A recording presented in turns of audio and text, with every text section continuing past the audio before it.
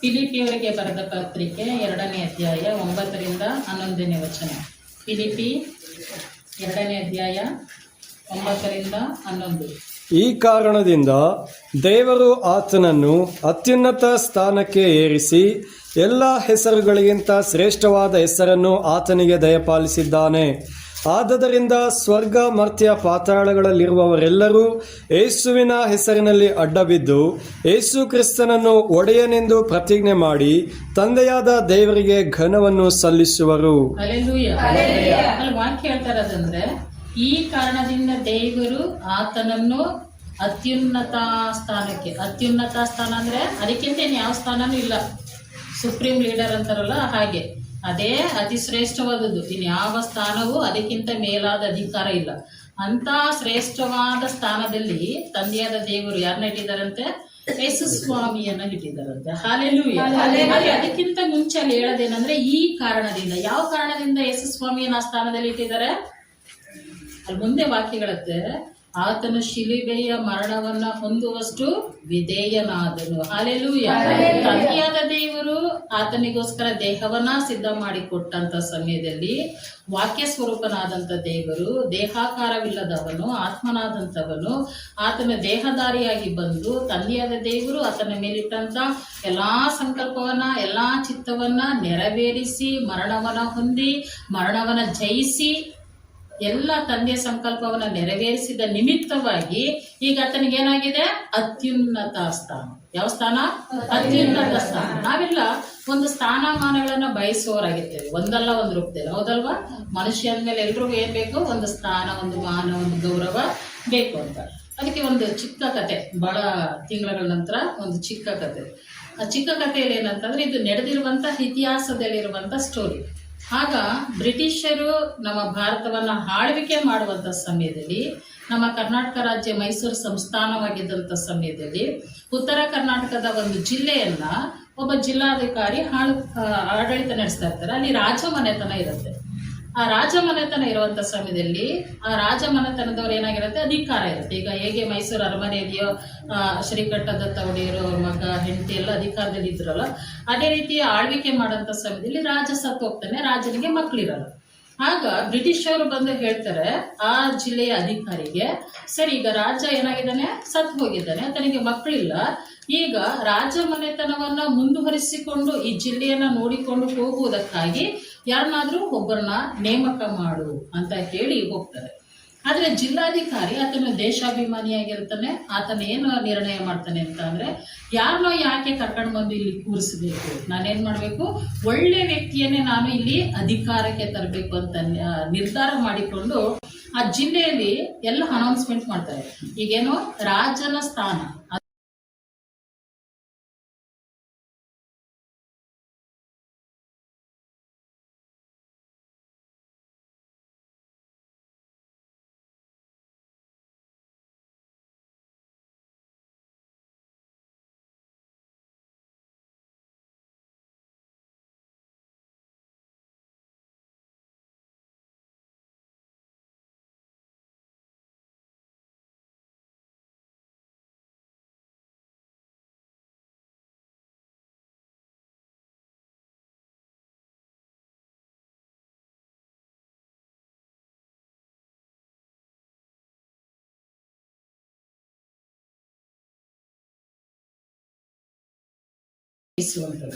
ಆದ್ರೆ ಹುಡುಗ ಎಲ್ಲಿಂದ ಬಂದ, ಯಾರ ಮಗ, ಅಲ್ಲಿ ಸೇರಿಸಿಕೊಂಡಿರೋರಿಗೆ ಗೊತ್ತಿಲ್ಲ. ಕೂಲಿ ಕೆಲಸಕ್ಕೆ ಸೇರಿಸ್ಕೊಂಡಿರ್ತಾರೆ. ಆದ್ರೆ ವ್ಯಕ್ತಿಯನ್ನ ನೋಡುವಾಗ ಆ ಯಜಮಾನಲ್ಲಿ ಅಂದ್ರೆ ಕೆಲಸ ಕೊಟ್ಟಿರುವಂತ ಮನುಷ್ಯನ್ಗೆ ಅನ್ಸುತ್ತೆ, ಇವನು ಬಹಳ ಗಾಂಭೀರ್ಯ ಉಳ್ಳವನು, ಸನ್ನಡತೆ ಉಳ್ಳವನು, ಈತನು ಸಹಿತವಾಗಿ ನಾವೇನ್ ಮಾಡೋಣ, ರಾಜನ ಒಂದು ಅರಮನೆಗೆ ಕರ್ಕೊಂಡು ಹೋಗೋಣ ಇಂಟರ್ವ್ಯೂಗೆ ಅಂತ ಹೇಳಿ ಕರ್ಕೊಂಡು ಹೋಗ್ತಾರೆ. ಹೋಗುವಂತ ಉದ್ದೇಶ ಏನಂತ ಅಂದ್ರೆ, ತಪ್ಪಿ ಇವನೇನಾದ್ರೂ ರಾಜ ಆದ್ರೆ ನಾನೇನ್ ಮಾಡ್ಬೋದು, ಇವನಿನ್ನೂ ಚಿಕ್ಕವನಾಗಿರೋದ್ರಿಂದ, ನಾನು ನಿನ್ಗೆ ಕೆಲಸ ಕೊಟ್ಟಿದ್ದೀನಿ, ನನ್ನ ಮನೇಲಿ ನಿನಗೆ ಊಟ ಬಟ್ಟೆ ಎಲ್ಲವನ್ನ ಕೊಟ್ಟಿದ್ದೀನಿ, ಈಗ ನೀನೇನ್ ಮಾಡು, ಹೆಸರು ಮಾತ್ರ ಸಿಂಹಾಸನದಲ್ಲಿ ಇರ್ಬೇಕು, ಫುಲ್ ಅಧಿಕಾರ ಎಲ್ಲ ನನ್ನ ಕೈಯಲ್ಲಿರುತ್ತೆ ಅಂತ ಆ ರೀತಿ ಎಲ್ಲ ಆಲೋಚನೆ ಮಾಡ್ಕೊಂಡು ಆತನು ಕರ್ಕೊಂಡು ಬರ್ತಾನೆ. ಪ್ರತಿದಿನ 3 ದಿನಗಳ ಕಾಲ ಅಲ್ಲಿ ಇಂಟರ್ವ್ಯೂ ನಡೀತಾ ಇರುತ್ತೆ. ಇಲ್ಲಿ ಜಿಲ್ಲಾಧಿಕಾರಿ ಅಬ್ಸರ್ವೇಷನ್ ಮಾಡ್ತಾ ಇರ್ತಾರೆ, ಮಾರುವೇಷದಲ್ಲಿ ಕುಳಿತುಕೊಂಡು. ಅವರು ನೋಡೋಂಥ ಸಮಯದಲ್ಲಿ ಎಲ್ಲರೂ ಬರ್ತಾ ಇರ್ತಾರೆ, ಹೋಗ್ತಾ ಇರ್ತಾರೆ, ಎಲ್ಲ ರಾಜವಸ್ತ್ರಗಳನ್ನ ಹಾಕೊಂಡು ಬಂದಿರ್ತಾರೆ. ಕೆಲವರೆಲ್ಲ ಉತ್ತಮವಾದಂಥ ಬಟ್ಟೆಗಳನ್ನೆಲ್ಲ ಹಾಕೊಂಡು ತಾವು ತುಂಬ ಶ್ರೇಷ್ಠವಾದವರು ಅಲ್ಲ. ಯಾಕೆ ರಾಜನ ಸ್ಥಾನಕ್ಕೆ ಬರಬೇಕಾದ್ರೆ ಇಂಟರ್ವ್ಯೂಗೆ ಹೆಂಗೆ ಬರಬೇಕು, ಅದಕ್ಕೆ ತಕ್ಕ ಹಾಗೆ ಬರಬೇಕಲ್ಲ. ಹಾಗೆ ತುಂಬ ಜನ ಬರ್ತಾ ಇರ್ತಾರೆ. ಬರೋಂಥ ಸಮಯದಲ್ಲಿ ಎಲ್ಲ ಬರ್ತಾ ಇರ್ತಾರೆ, ಹೋಗ್ತಾ ಇರ್ತಾರೆ. ಈ ಹುಡುಗನ ಆ ವ್ಯಕ್ತಿ ಹೆಸರು ಬರೆಸ್ಬಿಟ್ಟು ಹೋಗಿ ಸೈಡಲ್ಲಿ ನಿಂತಿರ್ತಾರೆ. ಈ ಹುಡುಗ ಬರೋಂಥ ಸಮಯದಲ್ಲಿ ರಸ್ತೆಯಲ್ಲಿ ಒಂದಷ್ಟು ಪೇಪರ್ಗಳು ಬಿದ್ದೋಗಿರುತ್ತೆ, ಒಂದಷ್ಟು ಪೆನ್ ಬಿದ್ದಿರುತ್ತೆ, ಒಂದಷ್ಟು ಪೆನ್ಸಿಲ್ ಬಿದ್ದಿರುತ್ತೆ. ಈ ಹುಡುಗ ಬರುವಾಗ ಎಲ್ಲ ತುಳ್ಕೊಂಡು ಹೋಗ್ತಾನೆ ಇರ್ತಾರೆ.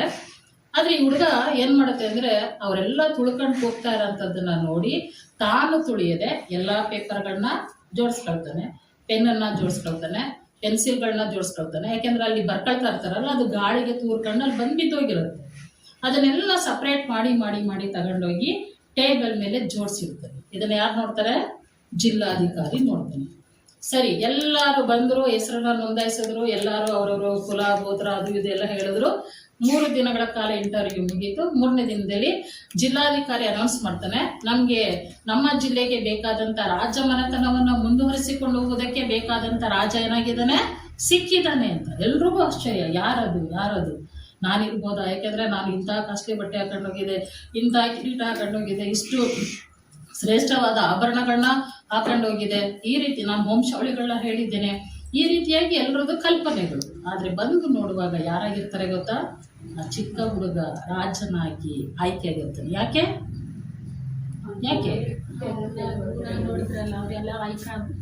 ಆತನು ಬರುವಂತ ಮಾರ್ಗದಲ್ಲಿ ಇದ್ದಂಥದ್ದನ್ನ ಆತನ ಎಲ್ಲವನ್ನ ಸರಿಪಡಿಸಿ ಎತ್ತಿಡುವಂಥದ್ದು. ಜಿಲ್ಲಾಧಿಕಾರಿ ಯೋಚನೆ ಮಾಡ್ತಾನೆ, ಇಷ್ಟೊಂದು ಸಾವಿರಾರು ಜನರು ಹೋಗ್ತಾ ಇದ್ದಾರೆ, ಎಲ್ಲ ತುಳ್ಕೊಂಡು ಹೋಗ್ತಾ ಇದ್ದಾರೆ, ಯಾವುದನ್ನು ಸಹ ಎತ್ತಿಡ್ಬೇಕನ್ನೋಂಥ ಮನಸ್ಥಿತಿನೇ ಒಬ್ರಿಗಿಲ್ಲ.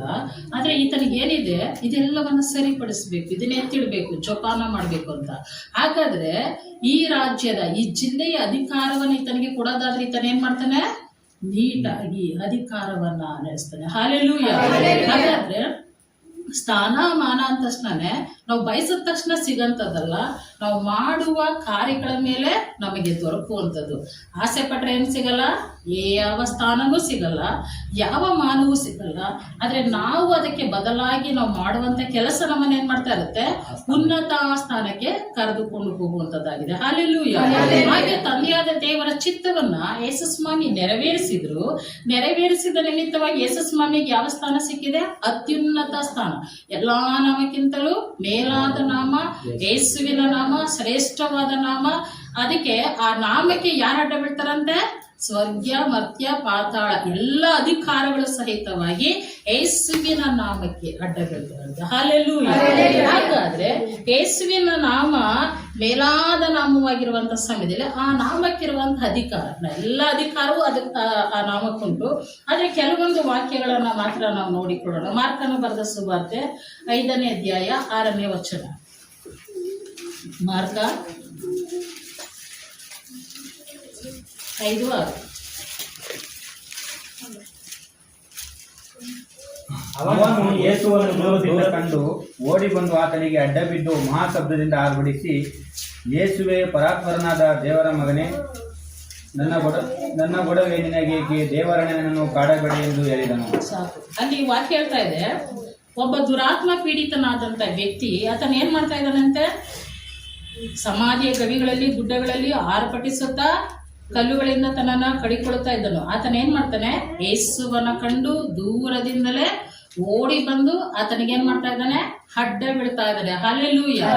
ಅಂದ್ರೆ ಯೇಸುವಿನ ನಾಮ ಏನಾಗಿದೆ ಅಂತ ಅಂದ್ರೆ ಪ್ರತಿಯೊಬ್ಬರು ಅಡ್ಡ ಬೀಳುವಂಥದ್ದು. ಅದು ಬರೀ ನರಮನುಷ್ಯರು ಮಾತ್ರವಲ್ಲ, ದುರಾತ್ಮ ಪೀಡಿತ ಜನರು ಸಹಿತವಾಗಿ ಏನ್ ಮಾಡ್ತಾರೆ?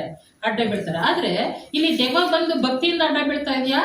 ಇಲ್ಲ. ಅದೇನಾಗ್ತಾ ಇದೆ? ಭಯದಿಂದ ಬಂದು ಯೇಸುವಿನ ಮುಂದೆ ಅಡ್ಡ ಬೀಳ್ತಾ ಇದೆ. ಯಾಕೆ? ಅಲ್ಲಿ ಹೇಳುತ್ತಲ್ಲ, ಪರಾತ್ಪರನಾದ ದೇವರ ಕುಮಾರನೇ, ನನ್ನ ಗೊಡವೆ ನಿನ್ಗೆ. ಅಂದ್ರೆ ಅದಕ್ಕೆ ಭಯ. ಯೇಸುಸ್ವಾಮಿ ಇಲ್ಲಿ ಬಂದಿದ್ದಾರೆ ಅಂದ್ರೆ ಇನ್ನು ನಾನು ಇಲ್ಲಿ ಜಾಗ ಖಾಲಿ ಮಾಡ್ಬೇಕು, ಅದಕ್ಕೋಸ್ಕರ ಫಸ್ಟೇ ಹೋಗಿ ಸರೆಂಡರ್ ಆಗ್ಬಿಡೋಣ ಅಂತ ಹೇಳಿ ಭಯದಿಂದ ಬಂದು ಅಡ್ಡ ಬೀಳ್ತಾ ಇದೆ. ಮತ್ತೆ ಮಾರ್ಕನ ಬರೆದ ಸುವಾರ್ತೆ 5ನೇ ಅಧ್ಯಾಯ 23ನೇ ವಚನ ನೋಡ್ರಿ. ಮಾರ್ಕ 5:23. ಆತನ ಪಾದಗಳಿಗೆ ಬಿದ್ದು, ನನ್ನ ಚಿಕ್ಕ ಮಗಳು ಈಗ ಸಾಯುತ್ತಾಳೆ, ಆಕೆಯು ವಾಸಿಯಾಗಿ ಬದುಕಿಕೊಳ್ಳುವಂತೆ ನೀನು ಬಂದು ಆಕೆಯ ಮೇಲೆ ಕೈ ಎಂದು ಆತನನ್ನು ಬಹಳವಾಗಿ ಬೇಡಿಕೊಂಡನು. ಹಲ್ಲೆಲೂಯ. ಅಲ್ಲಿ ಯಾಯಿರನು, ಸಭಾಮಂದಿರದ ಅಧಿಕಾರಿಯಾಗಿರುವಂತ ಯಾಯಿರನು, ಆತನ ಮಗಳಿಗೆ ಒಬ್ಬಳೇ ಮಗಳು, ಆಕೆಗೆ ತುಂಬಾ ಹುಷಾರಿಲ್ಲ. ಆತನು ಮಾಡುವಂತ ಎಲ್ಲಾ ಪ್ರಯತ್ನವನ್ನ ಮಾಡಿದ್ದಾನೆ, ಮಗಳು ಹುಷಾರಾಗಿಲ್ಲ.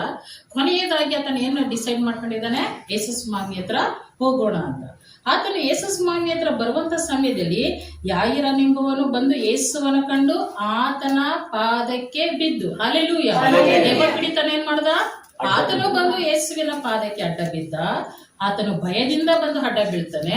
ಇಲ್ಲಿ ಯಾಯಿರನ್ ಏನ್ ಮಾಡ್ತಾ ಇದ್ದಾನೆ, ತನ್ನ ಮಗಳಿಗೆ ಹುಷಾರಿಲ್ಲ, ಆತನ ಇಕ್ಕಟ್ಟಿನಲ್ಲಿದ್ದಾನೆ. ಆತನು ಸಹ ಬಂದು ಯೇಸುವಿನ ಪಾದಕ್ಕೆ ಅಡ್ಡ ಬೀಳಿದು, ನನ್ನ ಮಗಳು ಸಾಯುವ ಹಾಗಿದ್ದಾಳೆ, ಈಗಲೇ ಬಂದು ನೀನೇನ್ ಮಾಡು, ನನ್ನ ಮಗಳನ್ನ ಗುಣಪಡಿಸು, ವಾಸಿ ಮಾಡು. ಹಲ್ಲೆಲೂಯ. ಅಂದ್ರೆ ಭಯದಿಂದಲೂ ಸಹ ಅಡ್ಡ ಬೀಳಿಸಿಕೊಳ್ಳುವಂತ ನಾಮ ಅದು ಯೇಸುವಿನ ನಾಮ. ಇಕ್ಕಟ್ಟಿನ ಸಮಯದಲ್ಲಿ ಸಹ ಯಾರಾದ್ರೂ ಬಂದು ಅಡ್ಡ ಬಿದ್ರೆ ಅದಕ್ಕೆ ಬೇಕಾದಂತ ಪರಿಹಾರವನ್ನ ಕೊಡುವಂತದ್ದು ಅದು ಯೇಸುವಿನ ನಾಮ. ಹಲ್ಲೆಲೂಯ. ಮತ್ತೊಂದು ವಾಕ್ಯ ನೋಡ್ರಿ, ಅದೇ ಮಾರ್ಕ 5:29.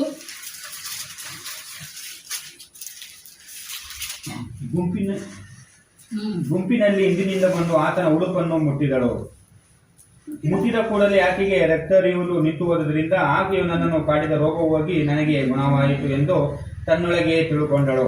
33. ಸುತ್ತಲೂ ನೋಡುತ್ತಾ ಇರಲಾಗಿ ಆ ಹೆಂಗಸು ತನಗಾದದನ್ನು ತಿಳ್ಕೊಂಡು ಅಂಜಿ ನಡುಗುತ್ತಾ ಬಂದು ಆತನಿಗೆ ಅಡ್ಡ ಬಿದ್ದು ಇದ್ದ ಸಂಗತಿಯನ್ನೆಲ್ಲ ಹೇಳಿದಳು. ಸಾಕು. ಇಲ್ಲಿ 12 ವರ್ಷದ ರೋಗಿಯಾಗಿರುವಂತ ರಕ್ತ ಕುಸುಮ ರೋಗಿ, ಆಕೆ ಏನ್ ಮಾಡ್ತಾ ಇದ್ದಾಳೆ, ಯೇಸು ಸ್ವಾಮಿಯ ಬಟ್ಟೆಯ ಉಡುಪಿನ ಗೊಂಡೆನಾದ್ರೂ ಮುಟ್ಟಿದ್ರೆ ಸಾಕು, ನಾನು ನೆಟ್ಟಗಾಗುವೆನಂತ ಅಂದುಕೊಂಡು ಸಾವಿರಾರು ಜನರು ತನ್ನ ಸುತ್ತಲೂ ಇರುವಂತ ಸಮಯದಲ್ಲಿ ಆಕೆ ಯಾವುದಕ್ಕೂ ಹಂಚದೆ ಆಕೆ ಏನ್ ಮಾಡ್ತಾ ಇದ್ದಾಳೆ, ಅದರ ಒಳಗಡೆ ನುಗ್ಗಿ, ಜನಸಂದಣಿಯ ಮಧ್ಯದಲ್ಲಿ ನುಗ್ಗಿ ಯೇಸು ಸ್ವಾಮಿಯ ಬಟ್ಟೆಯ ತುದಿಯನ್ನ ಮುಟ್ತಾ ಇದ್ದಾಳೆ. ಮುಟ್ಟಿದ ನಿಮಿತ್ತವಾಗಿ ಏನಾಗ್ತಾ ಇದೆ, ಆಕೆಗೆ ಸ್ವಸ್ಥತೆ ಉಂಟಾಗ್ತಾ ಇದೆ. ಹೀಗೆ ತನ್ನಲ್ಲಿದ್ದಂತ ಎಲ್ಲವನ್ನ ಕಳೆದುಕೊಂಡಿದ್ದಳು. ಆಕೆಗೆ ನಂಬಿಕೆ ಅನ್ನೋದೇ ಹೊರಟೋಗಿತ್ತು, ನಿರೀಕ್ಷೆ ಅನ್ನೋದೇ ಇರಲಿಲ್ಲ.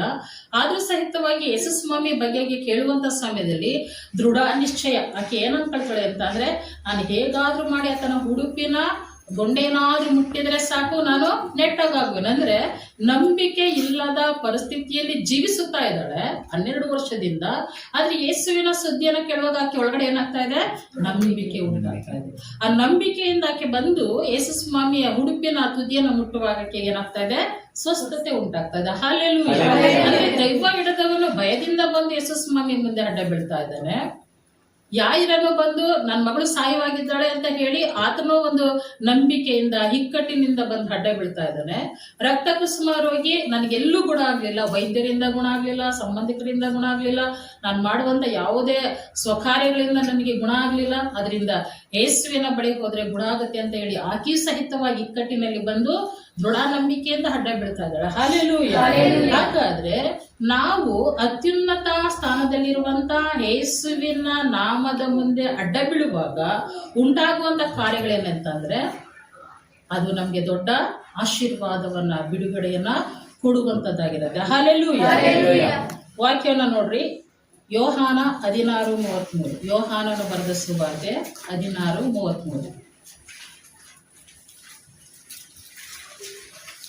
ನೀವು ನನ್ನಲ್ಲಿದ್ದು ಮನಃಶಾಂತಿಯನ್ನು ಹೊಂದಿದವರಾಗಬೇಕೆಂದು ಇದನ್ನೆಲ್ಲ ನಿಮಗೆ ಹೇಳಿದ್ದೇನೆ. ಲೋಕದಲ್ಲಿ ನಿಮಗೆ ಸಂಕಟ ಉಂಟು, ಧೈರ್ಯವಾಗಿರಿ, ನಾನು ಲೋಕವನ್ನು ಜಯಿಸಿದ್ದೇನೆ ಎಂದು ಹೇಳಿದನು. ಹಲ್ಲೆಲೂಯ. ಅತ್ಯುನ್ನತನಾದಂತ ಕರ್ತನು, ಅತ್ಯುನ್ನತವಾದಂತ ಸ್ಥಾನಮಾನದಲ್ಲಿರುವಂತ ಕರ್ತನು, ಶ್ರೇಷ್ಠವಾದಂತ ಕರ್ತನು, ಆತನ ಮುಂದೆ ನಾವು ಅಡ್ಡ ಬೀಳುವಾಗ ಯಾಕೆ ನಮ್ಗೆ ಎಲ್ಲಾ ವಿಷಯಗಳಲ್ಲಿ ಬಿಡುಗಡೆ ಉಂಟಾಗುತ್ತೆ ಅಂದ್ರೆ ಆತನೇ ಹೇಳಿದ್ದಾನೆ, ನಾನು ಲೋಕವನ್ನ ಜಯಿಸಿದ್ದೇನೆ. ಹಲ್ಲೆಲೂಯ. ಹೇಗೆ ಲೋಕವನ್ನ ಜಯಿಸಿದ್ದಾರೆ?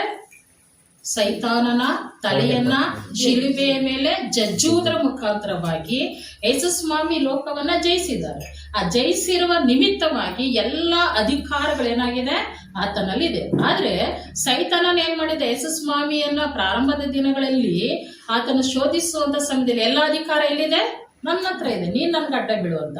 ಈಗ ಯೇಸು ಸ್ವಾಮಿ ಹೇಳ್ತಾ ಇದ್ರೆ, ನಾನು ಲೋಕವನ್ನ ಜಯಿಸಿದ್ದೇನೆ. ಹಲ್ಲೆಲೂಯ. ಅಂದ್ರೆ ಲೋಕವನ್ನ ಜಯಿಸಿರುವಂತ ಸರ್ವಶಕ್ತನಾದಂತ ದೇವರ ಬಳಿ ನಾವು ಬರುವಾಗ ನಂಬಿಕೆಯಿಂದ ಭಯಭಕ್ತಿಯಿಂದ ಬಂದು ಅಡ್ಡ ಬೀಳುವುದಾದ್ರೆ ನಮಗೋಸ್ಕರ ದೇವರೇನ್ ಮಾಡ್ತಾರೆ, ಅದ್ಭುತ ಕಾರ್ಯಗಳನ್ನ ಮಾಡ್ತಾರೆ. ಯಾಕೆ ಅಂತ ಅಂದ್ರೆ ದುರಾತ್ಮ ಪೀಡಿತನ ಆತನು ಬರುವಂತ ಸಮಯದಲ್ಲಿ ಯೇಸು ಸ್ವಾಮಿಯನ್ನ ನೋಡಿದ ಕೂಡಲೇ ಆತನು ಬಂದು ಅಡ್ಡ ಬೀಳ್ತಾನೆ.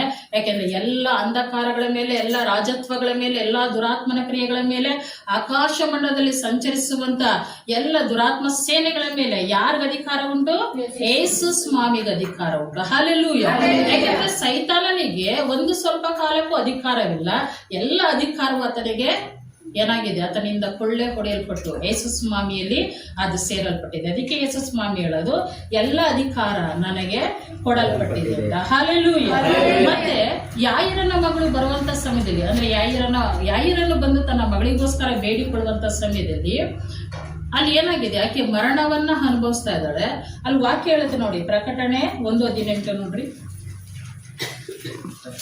ಪ್ರಕಟಣೆ 1:18. ಸತ್ತವನಾಗಿದ್ದೇನೆ ಮತ್ತು ಯುಗಾಂತರಗಳಲ್ಲಿಯೂ ಬದುಕುವವನಾಗಿದ್ದೇನೆ. ಮರಣದ ಮತ್ತು ಪಾತಾಳದ ಬೀಗದ ಕೈಗಳು ನನ್ನಲ್ಲಿ ಅವೆ. ಹಲ್ಲೆಲೂಯಾ. ಮರಣದ ಮತ್ತು ಪಾತಾಳದ ಬೀಗದ ಕೈಗಳು ಯಾರಲ್ಲಿ ಇವೆ ಅಂತ? ಯೇಸುವಿನಲ್ಲಿ. ಕರೆಕ್ಟ್ ಆಗಿ ಕೇಳಿಸ್ಕೊಂಡ್ರ? ಮರಣದ ಮತ್ತು ಪಾತಾಳದ ಬೀಗದ ಕೈಗಳು ಯಾರಲ್ಲಿವೆ? ಯೇಸುವಿನಲ್ಲಿವೆ. ಈಗ ಯಾಯಿರನ ಮಗಳು ಏನಾಗ್ತಾ ಇದ್ದಾಳೆ? ಸಾಯುವ ಹಾಗಿದ್ದಾಳೆ ಅಂತ ಆತನು ಬಂದಿದ್ದಾನೆ. ಆದ್ರೆ ಯೇಸು ಸ್ವಾಮಿ ಹತ್ರ ಬರೋಷ್ರೊಳಗಡೆ ಮಗಳೇನಾಗಿದ್ದಾಳೆ? ಸತ್ತು ಹೋಗಿದ್ದಾಳೆ. ಹಲ್ಲೆಲೂಯಾ. ಯೇಸು ಸ್ವಾಮಿ ಹತ್ರ ಬಂದಿದ್ದಾನೆ. ನೀನ್ ಬಂದು ನನ್ನ ಮಗಳನ್ನ ಮುಟ್ಟು, ನನ್ನ ಮಗಳಿಗೋಸ್ಕರ ಪ್ರಾರ್ಥನೆ ಮಾಡು, ನೀನ್ ಬಂದ್ರೆ ನನ್ನ ಮಗಳು ಬದುಕ್ತಾಳೆ ಅಂತ. ಆದ್ರೆ ಯಾಯಿರನ್ನು ಬಂದು ಯೇಸು ಸ್ವಾಮಿ ಹತ್ರ ಹೇಳೋಷ್ಟ್ರೊಳಗಡೆ ಯಾಯಿರನ್ಗೆ ಸುದ್ದಿ ಬರುತ್ತೆ. ಏನಂತ? ನಿನ್ ಮಗಳು ತೀರಿ ಹೋದಳು. ಆದ್ರೆ ಯಾಯಿರನು ನಂಬಿಕೆಯಿಂದಲೇ ಇರ್ತಾನೆ. ಯಾಕೆ? ಆತನಿಗೆ ಗೊತ್ತು, ಜೀವ ಸ್ವರೂಪನಾದ ದೇವಕುಮಾರನು ನನ್ನ ಮುಂದೆ ಇದ್ದಾನೆ. ಹಲ್ಲೆಲೂಯಾ. ಆಕೆ ಯಾಯಿರನ್ನು ನಂಬಿದ ನಿಮಿತ್ತವಾಗಿ ಮರಣದ ಮತ್ತು ಪಾತಾಳದ ಬೀಗದ ಕೀಗಳನ್ನ ಹೊಂದಿರುವಂತ ಯೇಸು ಸ್ವಾಮಿ ಈಗ ಏನ್ ಮಾಡ್ತಾ ಇದ್ದಾರೆ? ಆ ಮರಣದ ಮೇಲೆ ಆ ಹುಡುಗಿಗೆ ಬೇಕಾದ ಜಯವನ್ನ ಅನುಗ್ರಹ ಮಾಡ್ತಾ ಇದ್ದಾರೆ. ಹಲ್ಲೆಲೂಯಾ. ಹಲ್ಲೆಲೂಯಾ. ಮತ್ತು ಈಗ ರಕ್ತ ಕುಸುಮ ರೋಗಿ ಬರ್ತಾ ಇದ್ದಾರೆ. ರಕ್ತ ಕುಸುಮ ರೋಗಿ ಬರುವಂತ ಸಮಯದಲ್ಲಿ ಎಷ್ಟು ವರ್ಷದಿಂದ ಆಕೆ ರೋಗಿಯಾಗಿದ್ದಾಳೆ? 12 ವರ್ಷದಿಂದ ರೋಗಿಯಾಗಿದ್ದಾಳೆ. ಆಕೆ ಎಲ್ಲರಿಂದಲೂ ಯಾವ ಪ್ರಯೋಜನವನ್ನ ಕಾಣದೆ ಕೊನೆಯಲ್ಲಿ ಯೇಸು ಸ್ವಾಮಿ ಹತ್ರ ಬರುವಾಗ ವಿಮೋಚನಾ ಕಾಂಡ 15:26 ದೇವ್ರ ವಾಕ್ಯ ಹೇಳುತ್ತೆ, ನಾನೇ ನಿಮ್ಮ ಆರೋಗ್ಯದಾಯಕನು. ಹಲ್ಲೆಲೂಯಾ. ಯಾವ ಮೆಡಿಸಿನ್ ಕೊಡ್ಲಿಲ್ಲ, ಅಥವಾ ಪತ್ತೆ ಹೇಳಿಲ್ಲ, ಏನು ಹೇಳಿಲ್ಲ. ಏನು ಹೇಳಿದ್ರು? ಸಮಾಧಾನದಿಂದ ಹೋಗು, ನಿನ್ನ ನಂಬಿಕೆ ನಿನ್ನನ್ನು ಗುಣಪಡಿಸಿದ್ದು. ಹಲ್ಲೆಲೂಯಾ. ಅಂದ್ರೆ ಎಲ್ಲಾ ರೋಗಗಳ ಮೇಲೆ ಯಾರಿಗ ಅಧಿಕಾರ ಉಂಟು? ಯೇಸು ಸ್ವಾಮಿಗೆ ಅಧಿಕಾರ ಉಂಟು. ಅಂದ್ರೆ ಸೈತಾನನ ಬಲದ ಮೇಲೆ ಯೇಸು ಸ್ವಾಮಿಗೆ ಅಧಿಕಾರ ಉಂಟು. ಮರಣದ ಮೇಲೆ ಯೇಸು ಸ್ವಾಮಿಗೆ ಅಧಿಕಾರ ಉಂಟು. ಎಲ್ಲಾ ರೋಗಗಳ ಮೇಲೆ ಯೇಸು ಸ್ವಾಮಿಗೆ ಏನುಂಟು? ಅಧಿಕಾರ ಉಂಟು. ಹಾಗಾದ್ರೆ ಈ ಎಲ್ಲಾ ಸಂಗತಿಗಳಿಂದ ಪೀಡಿತರಾಗಿರುವಂತ ಜನರು ಯೇಸುವಿನ ಬಳಿಗೆ ಬರುವಾಗ ಹೇಗ್ ಬರ್ಬೇಕು? 2 ಮನಸ್ಸಿಂದ ಬರ್ಬೇಕಾ? ಒಂದೇ ಮನಸ್ಸಿಂದ ಬರ್ಬೇಕು. ಅದು ಒಂದೇ ಮನಸ್ಸು ಏನಾಗಿರ್ಬೇಕು? ನಂಬಿಕೆಯಿಂದ ಕೂಡಿದ್ದಾಗಿರ್ಬೇಕು. ಹಲ್ಲೆಲೂಯಾ. ಹಲ್ಲೆಲೂಯಾ. ಹಾಗಾದ್ರೆ ಯಾಕೆ ಈ ಕಾರ್ಯಗಳು ಜರುಗ್ತವೆ? ಅಂದ್ರೆ ಈ ಅದ್ಭುತ ಕಾರ್ಯಗಳು ಯಾಕೆ ಜರುಗ್ತವೆ? ನಹುಮ 1ನೇ ಅಧ್ಯಾಯ 5ನೇ ವಚನ ನೋಡ್ರಿ. ನಹುಮ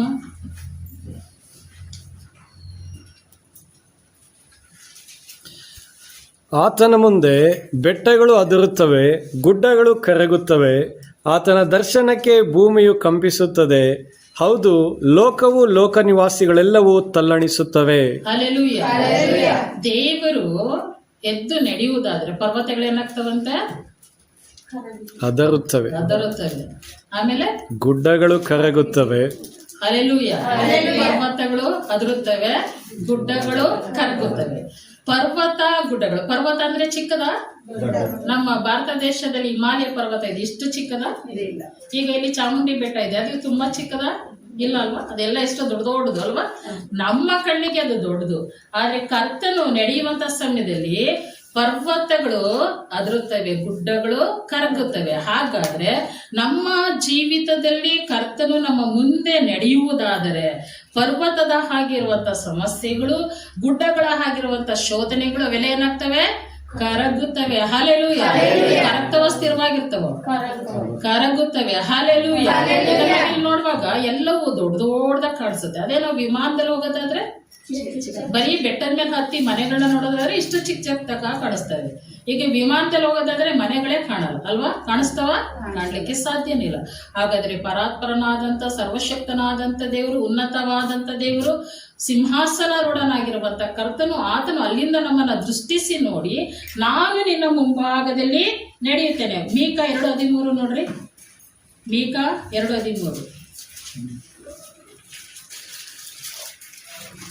ಒಡೆಯುವವನು ಅವರ ಮುಂದೆ ಹೊರಟಿದ್ದಾನೆ, ಅವರು ಬಾಗಿಲನ್ನು ಒಡೆದು ನುಗ್ಗಿ ಹೊರಟಿದ್ದಾರೆ, ಅವರ ಅರಸನು ಅವರ ಮುಂದೆ ತೆರಳಿದ್ದಾನೆ, ಯೆಹೋವನು ಅವರ ಮುಂಭಾಗದಲ್ಲಿ ನಡೆಯುತ್ತಿದ್ದಾನೆ. Hallelujah, hallelujah. ಯಾರಂತೆ ನಡೀತಾ ಇರೋದು? ಅವರ ಅರಸನು. ಯಾರ ಅರಸ? ಯಾರ ಅರಸ? ನಮ್ಮ ಅರಸ. ಯಾರ ಅರಸ? ನನ್ನ ಅರಸ. ಹಲ್ಲೆಲೂಯಾ. ನಿಮ್ಗೆ ಅರಸನ? ನಿಮ್ಗೆ ರಾಜನ? ಯಾಕಂದ್ರೆ ಹೇಳ್ರಿ, ನನ್ನ ಅರಸ ಅಂತ ನೀವ್ ಹೇಳ್ಬೇಕು ಧೈರ್ಯದಿಂದ, ಅಭಿಮಾನದಿಂದ. ಹಲ್ಲೆಲೂಯಾ. ಯಾರ ಅರಸ? ಅಯ್ಯೋ, ಅಭಿಮಾನನೇ ಇಲ್ವಲ್ಲಪ್ಪ. ಇನ್ನೊಂದ್ಸಲ, ಯಾರ ಅರಸ? ನಮ್ಮ ಅರಸ. ನನ್ನ ಅರಸ. ನನ್ನ ಅರಸ ನನ್ನ ಜೀವಿತದ ಮುಂಭಾಗದಲ್ಲಿ ನಡೆಯುವುದಾದರೆ ಪರ್ವತಗಳು, ಗುಡ್ಡಗಳು ಎಲ್ಲವೂ ಕರಗುತ್ತವೆ, ಅಲ್ಲಾಡುತ್ತವೆ, ಸ್ಥಳವನ್ನ ಬಿಟ್ಟು ಕದಲಿ ಹೋಗ್ತವೆ. ಹಲ್ಲೆಲೂಯಾ. ಒಬ್ಬ ಮೋಶೆ ದೇವರಿಂದ ಅಪ್ಪಣೆಯನ್ನ ಹೊಂದಿ ದೇವದಂಡವನ್ನ ಚಾಚುವಂತ ಸಮಯದಲ್ಲಿ ಸಮುದ್ರ ಏನಾಗೋಯ್ತು? ಸೀಳಿ ದಾರಿಯನ್ನ ಬಿಡ್ತು. ಹಲ್ಲೆಲೂಯಾ. ಹಾಗಾದ್ರೆ ನಿಮ್ಮ ಜೀವಿತದ ಮುಂಭಾಗದಲ್ಲಿ ದೇವರು ಪ್ರತಿದಿನ ನಡೆಯುವುದಾದರೆ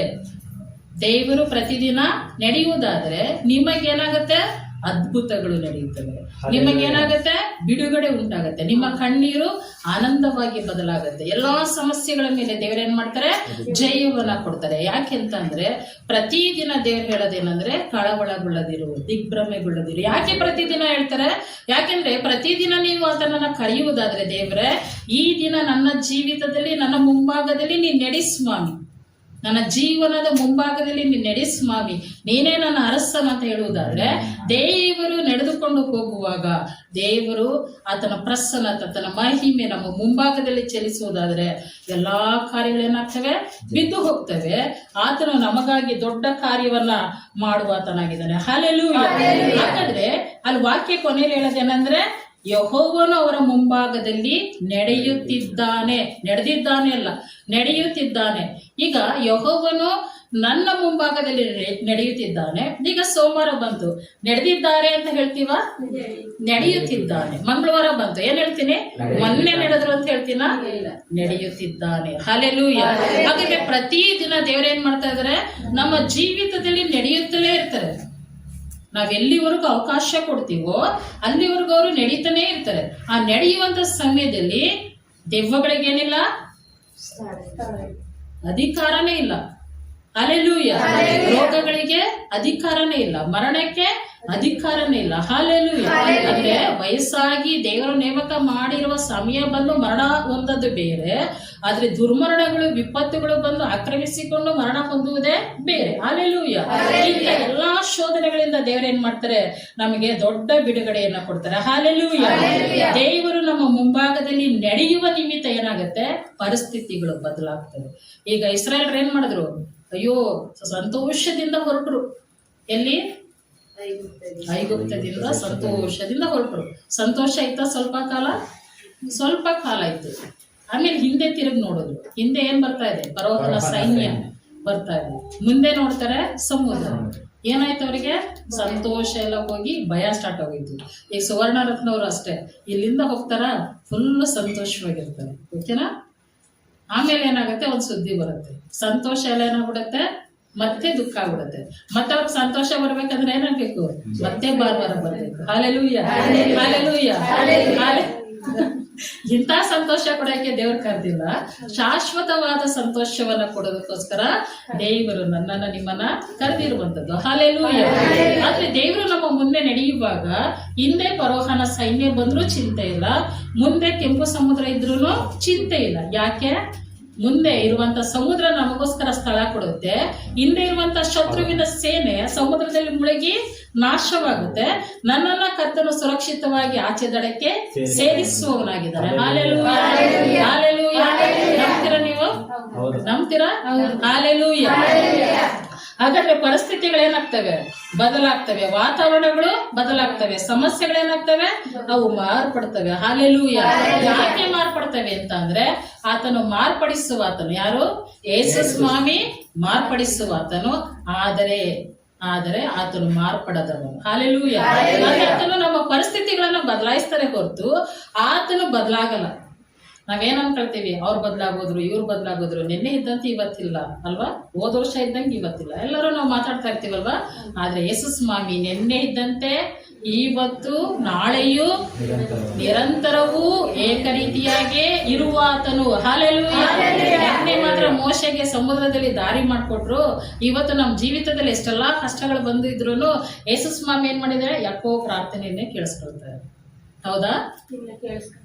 ಕೇಳಿಸ್ಕೊಳ್ತಾ ಇದ್ದಾರೆ. ಹಾಲೆಲೂಯ. ಯಾಕೆಂದ್ರೆ ಆತನ ಹೆಸರೇ ಪ್ರಾರ್ಥನೆಯನ್ನ ಕೇಳುವ ಆತನು ಅಲ್ವಾ. ನಾವು ಪ್ರಾರ್ಥಿಸುವುದಾದರೆ, ನಾವು ಏಕ ಮನಸ್ಸಿನಿಂದ ಪ್ರಾರ್ಥಿಸುವುದಾದರೆ, ನಂಬಿಕೆಯಿಂದ ಪ್ರಾರ್ಥಿಸುವುದಾದರೆ, ಯಥಾರ್ಥವಾಗಿ ಮೊರೆಯಿಡುವುದಾದರೆ ಆತನು ಕೇಳಿಸಿಕೊಳ್ತಾರೆ. ನಮ್ಮ ಪ್ರಾರ್ಥನೆಗೆ ಆತನ ಸದುತ್ತರವನ್ನ ಕೊಟ್ಟೇ ಕೊಡ್ತಾರೆ. ಯಾಕೆಂದ್ರೆ ಆತನು ಮಾರ್ಪಡಿಸುವವನೇ ಹೊರತು ಮಾರ್ಪಡದ ದೇವರು. ಆತನು ಬದಲಾಗದೆ ಏಕರೀತಿಯಾಗಿ ಅದೇ ಪ್ರೀತಿ ಸ್ವರೂಪನಾದಂತ ದೇವರು, ಅದೇ ಸತ್ಯ ಸ್ವರೂಪನಾದಂತ ದೇವರು, ಅದೇ ನೀತಿಯ ರಾಜನು, ಸಮಾಧಾನದ ಪ್ರಧಾನ. ಹಾಲೆಲೂಯ. ಮತ್ತು ಪರಿಸ್ಥಿತಿಗಳು ಹೇಗೆ ಬದಲಾದವು ಈ ಮೂರು ಜನರ ವ್ಯಕ್ತಿತ್ವದಲ್ಲಿ, ಜೀವಿತದಲ್ಲಿ ನಾವು ನೋಡೋದಾದ್ರೆ, ದೆವ್ವ ಪೀಡಿತನು ಹೇಗಿರ್ತಾನೆ? ಆತನ ಗವಿಗಳಲ್ಲಿ ವಾಸ ಮಾಡ್ತಾ ಇರ್ತಾನೆ ಅಲ್ವಾ, ಸಮಾಧಿಗಳಲ್ಲಿ ವಾಸ ಮಾಡ್ತಾ ಇರ್ತಾನೆ. ಆತನ ಏನ್ ಮಾಡ್ತಾ ಇರ್ತಾನೆ? ಕಲ್ಲುಗಳಿಂದ ತನ್ನ ಮೈಯನ್ನ ತಾನೇ ಕಟ್ಕೊಳ್ತಾ ಇರ್ತಾನೆ. ಸರಪಡಿಗಳಿಂದ ಕಟ್ಟಾಕಿರ್ತಾನೆ. ಅದನ್ನೆಲ್ಲ ಆತನ ಏನ್ ಮಾಡಿರ್ತಾನೆ? ಬಿಚ್ಕೊಂಡು ಆತನ ಕೂಗಾಡ್ತಾ ಆರ್ಭಟಿಸ್ತಾ ಆತನ ಯಾವಾಗ್ಲೂ ಆ ಬೆಟ್ಟ ಗುಡ್ಡಗಳಲ್ಲಿ ಹಲಿತಾನೆ ಇರುತ್ತೆ. ಹಾಲೆಲೂಯ. ಹಾಗೆ ಅಂಥ ಒಂದು ಸಂದರ್ಭದಲ್ಲೂ ಸಹಿತವಾಗಿ ಯೇಸು ಸ್ವಾಮಿ ಆತನನ್ನ ಸಂಧಿಸುವಾಗ ಆತನ ಪರಿಸ್ಥಿತಿ ಹೇಗೆ ಬದಲಾಗುತ್ತೆ ಅನ್ನೋದಾದ್ರೆ ವಾಕ್ಯ ನೋಡ್ರಿ, ಲೂಕ 8:35. ಲೂಕನ ಬರೆದ ಸುವಾರ್ತೆ 8:35.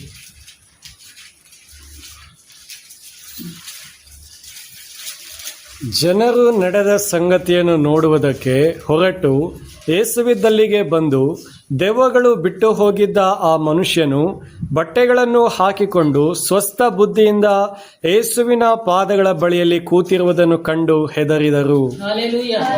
ಯಾವ ಬುದ್ಧಿಯಿಂದ? ಸ್ವಸ್ಥ ಬುದ್ಧಿ. ಹಾಲೆಲೂಯ. ಏನಾಗಿದೆ? ಬಿಡುಗಡೆ ಉಂಟಾಗಿದೆ.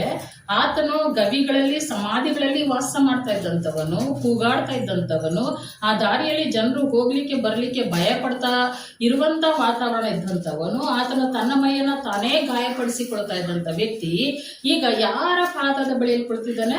ಯೇಸುವಿನ ಪಾದದ ಬಳಿಯಲ್ಲಿ ಕುಳಿತಿದ್ದಾನೆ. ಈಗ ಜನರೆಲ್ಲ ನೋಡಿ ಅವನ್ನ ನೋಡಿದ ತಕ್ಷಣ ಏನಾಗ್ತಾ ಇದೆ? ಹೆದರಿಕೆ ಆಗ್ತಾ ಇದೆ. ಯಾಕೆ ಹೆದರಿಕೆ ಆಗ್ತಾ ಇದೆ? ಅಪ್ಪ, ನಾವು ನೋಡೋದು ಮನುಷ್ಯನ. ಹಾಲೆಲೂಯ. ಹಾಗಾದ್ರೆ ನಮ್ಮ ಪರಿಸ್ಥಿತಿಗಳು ಎಷ್ಟೇ ಕೆಟ್ಟದಾಗಿದ್ರೂ ಸಹಿತವಾಗಿ ಜನರು ನಮ್ಮನ್ನ ಸಂಧಿಸದೆ ಹೋದ್ರೂ ಪರವಾಗಿಲ್ಲ. ಆದ್ರೆ ಕರ್ತನು ನಮ್ಮನ್ನ ಸಂಧಿಸುವಂತ ಸಮಯದಲ್ಲಿ ನಮ್ಗೇನಾಗಿರತ್ತೆ? ಎಲ್ಲಾ ಪರಿಸ್ಥಿತಿಗಳು ಬದಲಾಗಿರ್ತವೆ. ಯೇಸುವಿನ ಪಾದದ ಬಳಿಯಲ್ಲಿ ಆತನ ಶಾಂತವಾಗಿ ಕಾದಿದ್ದ. ಹಾಲೆಲೂಯ. ಕುಳಿತು ಯೇಸು ಸ್ವಾಮಿ ವಾಕ್ಯವನ್ನ ಕೇಳಿಸ್ಕೊಳ್ತಾ ಇದ್ದಾನೆ. ಅಂದ್ರೆ ಆತನು ಪರಿಸ್ಥಿತಿ ಏನಾಗಿದೆ? ದೆವ್ವ ಪೀಡಿತವನಾಗಿದ್ದಂತ ವ್ಯಕ್ತಿ ಈಗ ದೇವ ಕುಮಾರನಾಗಿರುವಂತ ಅಂದ್ರೆ ಯೇಸು ಸ್ವಾಮಿಯ ಮುಂದೆ ಕುಳಿತು ಆತನ ದೇವರ ವಾಕ್ಯವನ್ನ ಕೇಳಿಸಿಕೊಳ್ಳುವಂತ ಸ್ವಸ್ಥ ಬುದ್ಧಿ ಉಳ್ಳವನಾಗಿದ್ದಾರೆ. ಹಾಲೆಲೂಯ. ಪರಿಸ್ಥಿತಿಗಳು ಕರ್ತನ ಮುಂದೆ ಬರುವಾಗ ಏನಾಗುತ್ತೆ? ಅದು ಬದಲಾಗುತ್ತೆ. ಹಾಲೆಲೂಯ. ಆಡ್ತಾ ಇದ್ದಂತ ಮನುಷ್ಯ, ದುರಾತ್ಮ ಪೀಡಿತ ಮನುಷ್ಯ, ಈಗ ಆತನ ವಾಕ್ಯವನ್ನು ಕೇಳುವಾಗ ಆತನ ಪವಿತ್ರಾತ್ಮ ಆತನಲ್ಲಿ ವಾಸ ಮಾಡಲ್ವಾ? ಆತನಿಗೆ ಶಾಂತ ಮನಸ್ಸಿರಲ್ವಾ? ಆತನಿಗೆ ದೇವರ ನೂತನ ಮನಸ್ಸನ್ನ ಕೊಟ್ಟ ನಿಮಿತ್ತವಾಗಿ ನಾನು ನಿನ್ನನ್ನು ಹಿಂಬಾಲಿಸ್ತೇನೆ ಅಂತ ಹೇಳುವಾಗ ಯೇಸು ಸ್ವಾಮಿ ಏನ್ ಹೇಳ್ತಾರೆ? ಬೇಡ, ನಿನ್ನ ಊರಿಗೆ ಹೋಗಿ ನಿನ್ನ ಜನರಿಗೆ, ನಿನ್ನ ಊರಿನವರಿಗೆಲ್ಲ ಏನ್ ಮಾಡು? ಸಾಕ್ಷಿಯನ್ನ ಹೇಳು. ಸ್ವಾಮಿ ನಿನಗೆ ಎಂತೆಂತ ಉಪಕಾರವನ್ನ ಮಾಡಿದ್ದಾರೋ ಅದನ್ನೆಲ್ಲ ಸಾಕ್ಷಿಯಾಗಿ ನೀನು ಸಾರು ಅಂತ ಹೇಳಿ ಕಳಿಸ್ತಾರೆ. ಹಾಲೆಲೂಯ. ಮತ್ತೆ ಯಾಯಿರನ ಮಗಳನ್ನ ನಾವು ನೋಡೋದಾದ್ರೆ ಆತನು ಬರ್ತಾನೆ, ನಂಬಿಕೆಯಿಂದ ಹಠ ಬೀಳ್ತಾನೆ, ಯೇಸು ಸ್ವಾಮಿ ಹತ್ರ ಬೇಡಿಕೊಳ್ತಾನೆ, ಯೇಸು ಸ್ವಾಮಿ ಹೋಗ್ತಾರೆ. ಹೋಗೋಷ್ಟ್ರೊಳಗಡೆ ಸೀನ್ ಚೇಂಜ್. ಏನು? ಯಹೂದ್ಯರಲ್ಲಿ ಒಂದು ಪದ್ಧತಿ, ಇಸ್ರಾಯೇಲರಲ್ಲಿ ಏನಂತ ಅಂದ್ರೆ ಅವ್ರ ಮನೇಲಿ ಏನಾದ್ರು ಒಂದು ಮರಣ ಉಂಟಾಯ್ತು ಅಂದ್ರೆ ಅಳುವುದಕ್ಕೋಸ್ಕರವಾಗಿ ರೋದನ ಗಾಯಕಿಯರು ಅಂದ್ರೆ ಸತ್ತವ್ರಿಗೋಸ್ಕರ ಅಳುವುದಕ್ಕಾಗಿ ಸಿಂಗರ್ಸ್ ಇರ್ತಾರೆ. ಇಲ್ಲಿ ನಾವೆಲ್ಲ ಹಾಡಾಡೋದನ್ನ ಸಿಂಗರ್ಸ್ ಅಂತೀವಲ್ಲ, ಅಲ್ಲಿ ಹಳಕೆನೆ ಸಿಂಗರ್ಸ್ ಇರ್ತಾರೆ. ಅವ್ರನ್ನ ಕರೆಸಿ, ದುಡ್ಡು ಕೊಟ್ಟು ಕರೆಸಿ ಅವ್ರ ಮನೇಲಿ ಬಂದು ಏನ್ ಮಾಡ್ತಾರೆ? ಗುಳ ಆಡ್ತಾ ಇರ್ತಾರೆ. ಹಾಲೆಲೂಯ. ಅವಾಗ ಎಲ್ರಿಗೂ ಇನ್ನೂ ಹೆಚ್ಚು ದುಃಖ ಉಂಟಾಗುತ್ತೆ. ಈಗ ಯೇಸು ಸ್ವಾಮಿ ಅವಷ್ಟೊಳಗಡೆ ಏನು ರೋದನ ಗಾಯಕಿಯರು ಬಂದು ಅಳ್ತಾ ಇದಾರೆ, ಮನೆಯವರೆಲ್ಲ ಸೇರಿ ಅಳ್ತಾ ಇದ್ದಾರೆ. ಆದ್ರೆ ಯೇಸು ಸ್ವಾಮಿ ಹೇಳ್ತಾರೆ ಅಳ್ಬೇಡ್ರಿ. ಹುಡುಗಿ ಏನ್ ಮಾಡ್ತಾ ಇದ್ದಾಳೆ? ಮಲಗಿದ್ದಾಳೆ, ಸತ್ತಿಲ್ಲ ಅವಳು, ಮಲಗಿದ್ದಾಳೆ. ಎಲ್ಲರೂ ಯಾರನ್ನ ಅಪಹಾಸ್ಯ ಮಾಡ್ತಾರೆ? ಯೇಸು ಸ್ವಾಮಿಯನ್ನ ಅಪಹಾಸ್ಯ ಮಾಡ್ತಾರೆ. ಈಗ ನಮಗೂ ಹಾಗೆ ಏನೋ ಒಂದು ಕೆಟ್ಟ ಪರಿಸ್ಥಿತಿ ಬಂದ್ಬಿಟ್ಟಿರುತ್ತೆ, ಅಯ್ಯೋ ಏನೇನ್ ಮುಗ್ದೋಯ್ತು ಅಂತ. ಈಗ ಯಾರೋ ಬಂದು ಏನು ಆಗಲ್ಲ ಸುಮ್ಮನೆ ಇರೋ ಅಂದ್ರೆ ನಾವೇನಂತೀವಿ, ಈ ಮನುಷ್ಯನ್ಗೆ ಹುಚ್ಚಿಡ್ಕೊಂಡಿವಿ ಅಲ್ವಾ? ನನ್ನ ಪರಿಸ್ಥಿತಿ ನೋಡಿದ್ರೆ ಇಷ್ಟು ಕೆಟ್ಟದಾಗಿದೆ, ಏನೂ ಆಗಲ್ಲ ಸುಮ್ಮನೆ ಇರೋ ಅಂತ ಬಂದು ಎಷ್ಟು ಆರಾಮಾಗಿ ಹೇಳ್ತಾ ಇದ್ದಾರೆ. ನನ್ನ ಪರಿಸ್ಥಿತಿಲಿ ಈ ರೀತಿ ಇದ್ರೆ ಗೊತ್ತಾಗ್ತಾ ಇತ್ತು. ಹಾಲೆಲೂಯಾ. ಯಾಕೆ ನಮ್ಮ ಪರಿಸ್ಥಿತಿಯಲ್ಲಿ ಯಾರು ಹಾದು ಹೋಗ್ಲಿಕ್ಕಿದ್ದಾರೆ? ಯೇಸು ಸ್ವಾಮಿ ಹಾದು ಹೋಗ್ಲಿಕ್ಕಿದ್ದಾರೆ. ಈಗ ಯೇಸು ಸ್ವಾಮಿ ಯಾಹಿರನ ಮನೆಗೆ ಬಂದ್ರು, ರೋದನ ಗಾಯಕಿಯರನ್ನ ಎಲ್ಲ ಕಳಿಸಿದ್ರು, ಮೇಲಂತಸ್ತಿಗೆ ಹೋದ್ರು, ಅಲ್ಲಿ ಆ ಮಗಳನ್ನ ಮಲಗಿಸಿದ್ರು. ಅಲ್ಲಿ ಹೋಗಿ ಯೇಸು ಸ್ವಾಮಿ ಹೇಳ್ತಾರೆ, ಅಮ್ಮಣ್ಣಿ ಎದ್ದೇಳು ಅಂತ ತಕ್ಷಣ ಅವಳು ಏನ್ ಮಾಡ್ತಾಳೆ? ತಟ್ ಅಂತ ಎದ್ದು ಕೂತವಳು ಏನ್ ಮಾಡ್ತಾಳೆ? ನಡೆದಾಡಿದಳು. ಆಗ ಯೇಸು ಸ್ವಾಮಿ ಹೇಳ್ತಾರೆ, ಈಕೆಗೆ ಊಟ ಮಾಡಿಸ್ರಿ. 5 ನಿಮಿಷಕ್ಕಿಂತ ಮುಂಚೆ ಅವಳು ಯಾರು? ಹೆಣ ಅಲ್ವಾ? ಮನೇಲಿರೋರೆಲ್ಲ ಊಟ ತಿಂದೇನೆ ಗೊಳೋ ಅಂತ ಹೇಳ್ತಾ ಇದ್ದಾರೆ. 5 ನಿಮಿಷದ ನಂತರ ನೋಡಿದ್ರೆ ಏನಾಗಿದ್ದಾಳೆ? ಆಕೆ ಬದುಕಿದ್ದಾಳೆ. ಈಗ ಊಟವನ್ನ ಮಾಡ್ತಾಳೆ. ಪರಿಸ್ಥಿತಿ ಎಷ್ಟು ಚೆನ್ನಾಗಿ ಬದಲಾಯ್ತಲ್ವಾ? ಈಗ ರಕ್ತ ಕುಸುಮ ರೋಗಿಯ ವಿಷಯದಲ್ಲಿ ಬರೋದಾದ್ರೆ, ಆಕೆ ಜನರಿಂದ ದೂರ ಆದವಳು. 12 ವರ್ಷದಿಂದ ರಕ್ತ ಸುರಿತಾನೆ ಇದೆ. ಯಾರು ಆಕೆಯನ್ನ ಮುಟ್ಟಿಸ್ಕೊಳ್ತಾ ಇಲ್ಲ. ಅಸಹ್ಯ, ಅಶುದ್ಧ, ಹೊಲಸಾದವಳು ಅಂತ ಹೇಳಿ ಸಂಬಂಧಿಕರೆಲ್ಲ ಕೈ ಬಿಟ್ಟಿದ್ದಾರೆ. ಆಕೆಯಲ್ಲಿ ಇದ್ದಂತ ದುಡ್ಡು ಕಾಸೆಲ್ಲ ಕರ್ಗೋಗಿದೆ. ರೋಗ ದಿನದಿಂದ ದಿನಕ್ಕೆ ಹೆಚ್ಚಾಗ್ತಾ ಇದೆ. ಅವಳಿಗೆ ಬದುಕೆ ಬೇಸರವಾಗಿದೆ. ಇಂತಹ ಸಮಯದಲ್ಲಿ ಯೇಸು ಸ್ವಾಮಿ ಒಂದ್ ಮಾತನ್ನ ಹೇಳ್ತಾರೆ, ಮಗಳೇ ಹಲ್ಲೆಲೂಯಾ. ಸಂಬಂಧಿಕರ ಕೈ ಬಿಟ್ಟಿರೋಂಥ ಸಮಯದಲ್ಲಿ, ಸ್ವಂತದವರು ಕೈ ಬಿಟ್ಟಿರೋಂಥ ಸಮಯದಲ್ಲಿ, ಅಕ್ಕಪಕ್ಕದವರು, ಊರಿನವರು ಸೇರಿಸಿಕೊಳ್ಳದೆ ಇರುವಂತ ಸಮಯದಲ್ಲಿ ಯೇಸು ಸ್ವಾಮಿ ಹೇಳುವಂತ ಮಾತು ಮಗಳು. ಹಲ್ಲೆಲೂಯಾ. ನಮಗೂ ಅಂತದೇ ಪ್ರೀತಿ ತಾನೇ ಯೇಸು ಸ್ವಾಮಿ ತೋರಿಸಿರುವಂತದ್ದು. ಎಲ್ಲರಿಂದ ಕೈ ಬಿಡಲ್ಪಟ್ಟಂತ ನಾವು, ತಿರಸ್ಕರಿಸಲ್ಪಟ್ಟಂತ ನಾವು, ಕರ್ತನ ಪ್ರೀತಿ ಎಷ್ಟು ಅಮೂಲ್ಯವಾದದ್ದು ನಾವೇನ್ ಮಾಡ್ತಾ ಇದೀವಿ? ಪ್ರತಿದಿನ ನಮ್ಮ ಜೀವಿತದಲ್ಲಿ ಅನುಭವಿಸ್ತಾ ಇದೀವಿ. ಹಲ್ಲೆಲೂಯಾ. ಹಾಗಾದ್ರೆ ಯೇಸು ಸ್ವಾಮಿ ನಮ್ಮ ಮುಂಭಾಗದಲ್ಲಿ ನಡೆಯುವುದಾದ್ರೆ ನಮ್ಮ ಪರಿಸ್ಥಿತಿಗಳೇನಾಗ್ತವೆ? ಬದಲಾಗ್ತವೆ. ಸಮಸ್ಯೆಗಳು ಬದಲಾಗ್ತವೆ. ಇಡೀ ವಾತಾವರಣವನ್ನೇ ದೇವರು ಏನ್ ಮಾಡ್ತಾರೆ? ಬದಲಾಯಿಸ್ತಾರೆ. ದುರಾತ್ಮ ಪೀಡಿತನಾಗಿ ತನ್ನನ್ನ ತಾನೇ ಕಲ್ಲುಗಳಿಂದ ಜಜ್ಕೊಳ್ತಾ ಇದ್ದಂತ ವ್ಯಕ್ತಿ ಶಾಂತನಾಗಿ ಬಟ್ಟೆಗಳನ್ನ ಧರಿಸಿಕೊಂಡು ಯೇಸು ಸ್ವಾಮಿ ಪಾದದ ಬಳಿಯಲ್ಲಿ ಕುಳಿತು ವಾಕ್ಯವನ್ನ ಕೇಳ್ತಾ ಇರ್ತಾನೆ. ಗೋಳಾಟವಾಗಿದ್ದಂತ ಮನೆ ಸಂತೋಷದ ಮನೆಯಾಗಿ ಬದಲಾಗುತ್ತೆ. ರೋಗದಿಂದ ನರಳ್ತಾ ಇದ್ದಂತ ಮಗಳು ಈಗ ಏನಾಗ್ತಾ ಇದ್ದಾಳೆ? ಸಮಾಧಾನವನ್ನು ಹೊಂದಿಕೊಂಡು ಜನರೊಟ್ಟಿಗೆ, ತನ್ನ ಸಂಬಂಧಿಕರೊಟ್ಟಿಗೆ ಜೀವಿಸುವಂತ ಸೌಭಾಗ್ಯವನ್ನಾಕೆ ಹೊಂದಿಕೊಳ್ತಾ ಇದ್ದಾಳೆ. ಹಲ್ಲೆಲೂಯಾ. ಹಾಗಾದ್ರೆ ದೇವರು ನಮ್ಮ ಜೀವಿತದಲ್ಲಿ ಅದ್ಭುತವನ್ನ ಮಾಡಲು ಪ್ರತಿದಿನ ನಮ್ಮ ಮುಂಭಾಗದಲ್ಲಿ ನಡೆಯುವ ಕರ್ತನಾಗಿದ್ದಾನೆ. ಯಾಕೆ?